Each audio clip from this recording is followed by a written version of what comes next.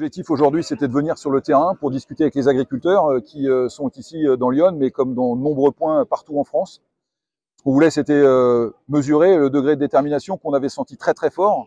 Mais ce que je peux vous dire, c'est que après avoir discuté avec de nombreux agriculteurs et agricultrices, il est plus fort encore que ce que je pensais. La détermination est vraiment totale. Le niveau d'attente est très très fort. Ce qu'ils nous disent tous, c'est ne reculez pas, on est derrière vous.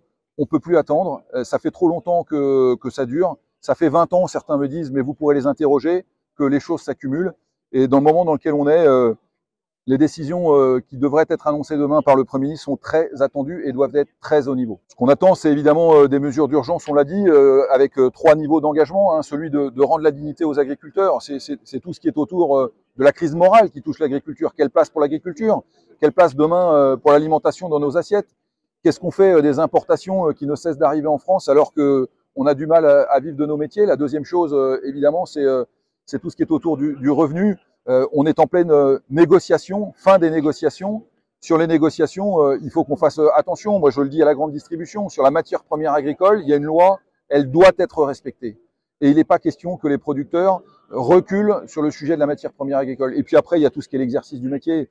J'ai encore entendu des éleveurs me dire, moi, sur ma ferme, je peux avoir 4 à 5 contrôles différents avec 2 inspecteurs à chaque fois. Ça fait 10 personnes qui peuvent s'occuper de moi. Ça n'est plus tenable. Un autre me disait, j'ai des moutons.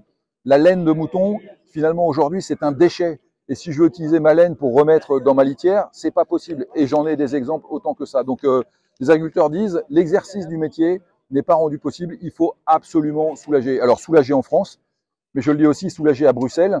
Et ça va faire partie aussi des discussions des prochains jours. On a fait passer depuis hier soir une synthèse de nos demandes. Il y a plus de 140 demandes que nous avons construites avec les jeunes agriculteurs, qui sont un paquet, je le dis et je le redis, un paquet sur lequel nous ne transigerons pas. Ce qu'il faut, c'est évidemment des réponses d'urgence sur un certain nombre de sujets qui sont bien dans les têtes de tout le monde. Je pense évidemment aux sanitaires, au règlement du GNR, aux règlements qui tiennent aussi aux questions de l'eau. Mais vous voyez que derrière tout ça, c'est les moyens de production, c'est qu'est-ce qu'on fait sur la négociation des prix, qu'est-ce qu'on fait sur les accords internationaux. J'entendais hier encore le commissaire européen nous parler d'une possibilité de signer le Mercosur d'ici le mois de juin. C'est une provocation dans le moment dans lequel on est pour les agriculteurs. Et donc c'est tout ça qu'il faut absolument régler rapidement. Mais je vous invite encore une fois à interroger les agriculteurs et les agricultrices qui sont autour de moi. Vous verrez que leur détermination est très forte. Pour l'instant, il n'y a rien qui est négociable. On a des adhérents qui sont mobilisés sur le terrain et qui nous disent continuez, continuez, il y en a marre. Ça fait 10 ans, ça fait plus de 15 ans qu'on leur dit, à force de continuer avec le surtransposition, à cause d'accumuler l'ordre, à cause de ne pas payer les producteurs, ça finira mal. Aujourd'hui, on y est. La balle est dans le camp du gouvernement. On n'a pas été informé de qu'est-ce qui pourrait sortir demain. Donc vous dire à l'heure actuelle que possiblement le monde agricole pourrait se satisfaire des annonces de Gabriel Attal, c'est impossible. Et de toute manière, nous rediscuterons avec nos réseaux respectifs sur le terrain pour savoir si c'est acceptable ou non, suivant le discours qu'il aura demain.